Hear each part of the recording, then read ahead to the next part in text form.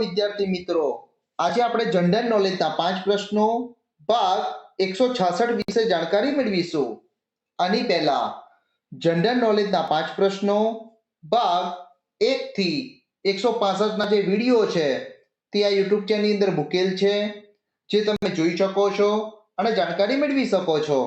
તો ચલો વિદ્યાર્થી મિત્રો, ભાગ 166 ના જે પ્રશ્નો છે તેના વિશે જાણકારી મેળવીએ. પ્રશ્ન 1. બંધારણ સભાની રચના ક્યારે થઈ હતી? વિકલ્પ એ ઈસવીસન 1940, વિકલ્પ બી ઈસવીસન 1942, વિકલ્પ સી ઈસવીસન 1944 કે વિકલ્પ ડી ઈસવીસન 1946. આ પ્રશ્નનો સાચો જવાબ છે વિકલ્પ ડી ઈસવીસન 1946. પ્રશ્ન 2. વેદ સમાજની સ્થાપના કોણે કરી હતી? વિકલ્પ એ કેશવચંદ્ર સેન, વિકલ્પ બી રામાનુજ, વિકલ્પ સી રામાનંદ કે વિકલ્પ ડી વલ્લભાચાર્ય. આ પ્રશ્નનો સાચો જવાબ છે વિકલ્પ એ કેશવચંદ્ર સેન.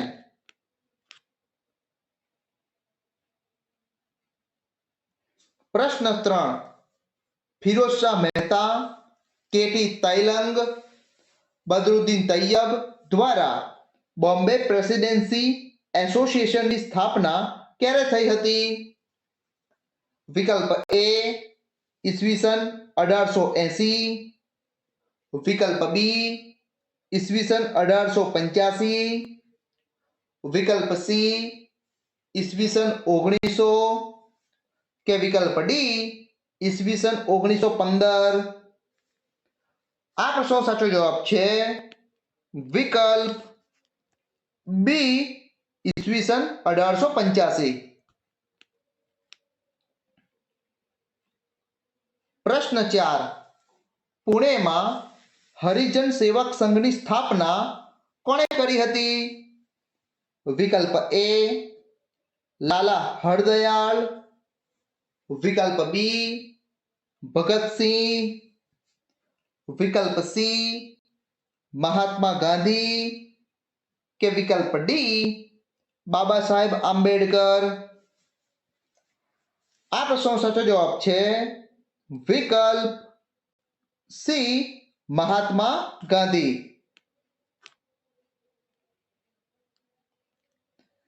પ્રશ્ન 5. સાર્ક કયા દેશોનું સંગઠન છે? વિકલ્પ એ દક્ષિણ અમેરિકા, વિકલ્પ બી દક્ષિણ આફ્રિકા,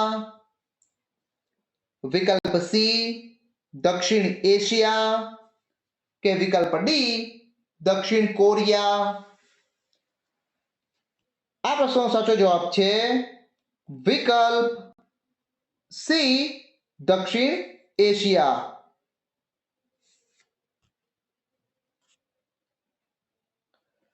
વિદ્યાર્થી મિત્રો, આજે મેં તમને ભાગ 166 ના જે પ્રશ્નો છે તેના વિશે જાણકારી આપી. આ પ્રશ્નો તમને તમારી આવનારી જે સ્પર્ધાત્મક પરીક્ષાઓ છે તેમાં તમને ખૂબ જ મદદ થશે. વિદ્યાર્થી મિત્રો, આ વિડીયોના ડિસ્ક્રિપ્શનની અંદર ભાગ 165 ના જે પ્રશ્નો છે તેના વિડીયોની લિંક મૂકેલી છે, ત્યાંથી તમે ભાગ 165 ના વિડીયોને જોઈ શકો છો અને જાણકારી મેળવી શકો છો. વિદ્યાર્થી મિત્રો, આવા જ જનરલ નોલેજને લગતા વિડીયો જોવા માટે મારી YouTube ચેનલને લાઈક કરો, શેર કરો અને સબસ્ક્રાઇબ કરો. જય જય ગરવી ગુજરાત. Thank you.